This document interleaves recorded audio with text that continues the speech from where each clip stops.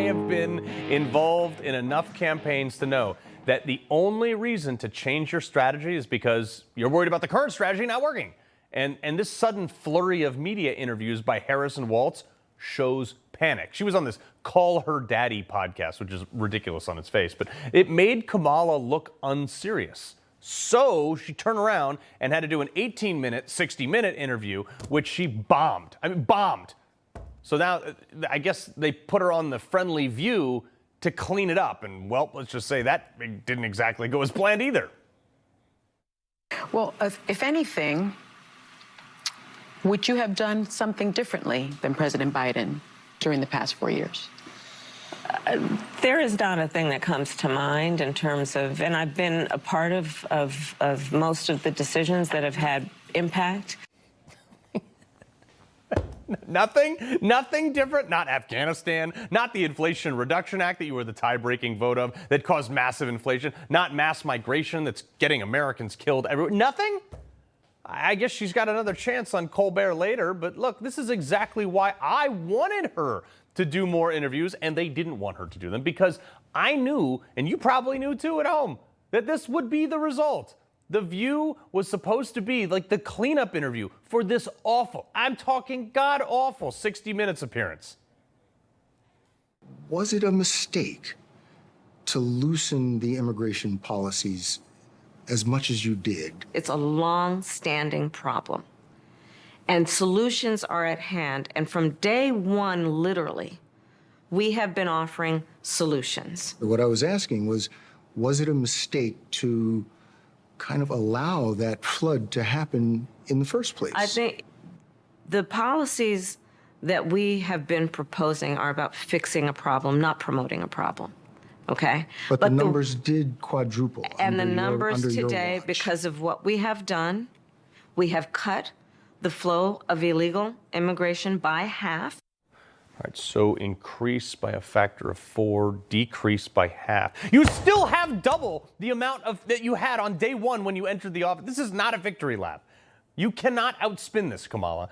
She is the worst candidate ever. But this is the product of DEI. This is what happens when you elevate, and I don't really care if you're offended by this on anybody on the left or anybody else watching. This is what happens when you elevate someone for diversity over qualifications. You get this abortion of policies.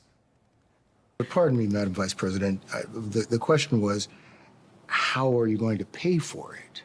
Well, one of the things is I'm going to make sure that the richest among us who can afford it pay their fair share in taxes.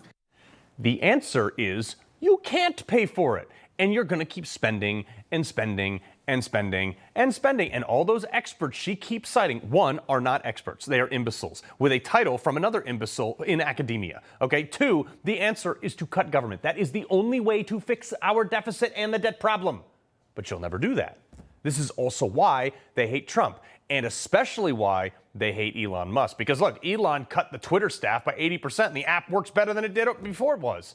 And they know this. They know he is going to do that with Trump and the government. They also hate Trump and Elon because despite the bulk of the rich and famous supporting Democrats this go around, the narrative from Democrats is that the rich people are bad. And they think they can tax America into prosperity from them. What is, she always says this fair share. What is this mythical fair share? You ever notice there's never an answer for this? There's like what is the number? Because it won't work, and here's why the whole thing, the whole talking point is a complete lie.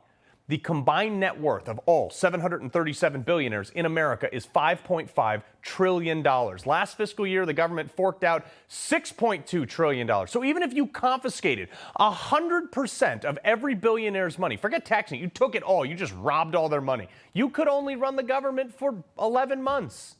But more importantly, there would be no more money to invest, and every company would be starved of growth, meaning no new jobs, no expansion, and especially no new innovation.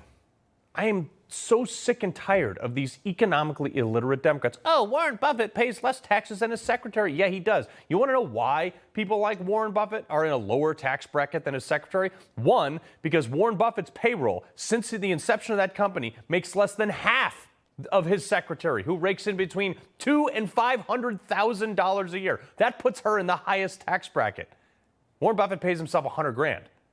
But this just goes to show how economically stupid these people are making these arguments. Well, how is Warren so rich? Well, for the Democrats watching, or if you want to pass this on to your liberal in-laws, as with most billionaires, they don't just have their money under their mattress. Warren Buffett, he might be worth $130 billion, but they don't have that in cash in a bank account. It's invested. And for the Democrats, who don't understand anything about how economic growth works, if you look at the historic market share of Berkshire Hathaway, you would know that if you invested $100 in Warren Buffett's company in 1964, when he bought it, that $100 would be worth $2.4 million today. That is how Warren Buffett's wealth has been generated, and it is held mostly in stock and investment. Buffett put thousands of dollars into that company when it was a textile mill 60 years ago, and now that investment is huge. It also generates wealth that creates jobs. Sure, he's sold stock before, and in those years, he has paid huge billions of dollars in tax tabs over his time, but as a cap gains tax, not as income, which is taxed at a much lower rate than a salary. You see why Democrats want to tax unrealized gains? And for someone who doesn't have millions of dollars or billions of dollars in stock money, that might sound great. Oh yeah, let's tax unrealized gains. Yeah, until their home value increases and they get hit with some tax tab for money they don't have either. And I always say the Democrats lack the and then what? Here's the moment. This is the moment in time, the passage of time, where Kamala Harris seemingly was confronted by that. She didn't have an answer for how she wants to do some of these things. But we're dealing with the real world here. But the real world includes... How are you going to get this through Congress? You know, when you talk quietly with a lot of folks in Congress, they know exactly what I'm talking about because their constituents know exactly what I'm talking about. She was like a deer in headlights. Absolutely. She fundamentally has no understanding of the legislative process. She was one of the most radical U.S. senators who didn't pass anything. When you go to govtrack.us, folks, there are no, zero, none, zip, nada bills. It is just like a footnote there on her page. It says, the mark of a good senator is not the amount of bills passed. Well, not entirely, but none? None? I think it was best, though, when she was finally confronted wholeheartedly about immigration. You recently visited the southern border and embraced President Biden's recent crackdown on asylum seekers. And that crackdown produced an almost immediate and dramatic decrease in the number of border crossings. If that's the right answer now, why didn't your administration take those steps in 2021? The first bill we proposed to Congress was to fix our broken immigration system, knowing that if you want to actually fix it, we need Congress to act. No, because you have the same authority Trump did. It wasn't the question, Kamala. You proved by executive action that you could do it, that you initially got rid of by executive action, ironically enough. And you only reimposed it in an election year by executive action. Folks, I hope they keep doing these interviews because this is showing exactly what they are trying to hide or what the consultants are trying to hide. Both of these candidates are huge zeros, and it took cat memes and 100,000-person crowds on the ground that Trump got shot in the ear on to pry them out of hiding, to show us this.